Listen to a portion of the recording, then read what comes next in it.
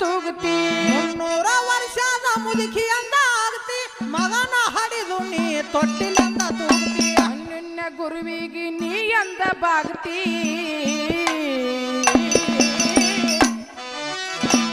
ನಿನ್ನ ಗುರುವಿಗೆ ನೀ ಅಂದ ಬಾಗ್ತಿ ದೇವರಂತ ಅತ್ತಿ ಮಾವ ಸುಳ್ಳೆ ಹೇಳಬೇಡ ನೀನವ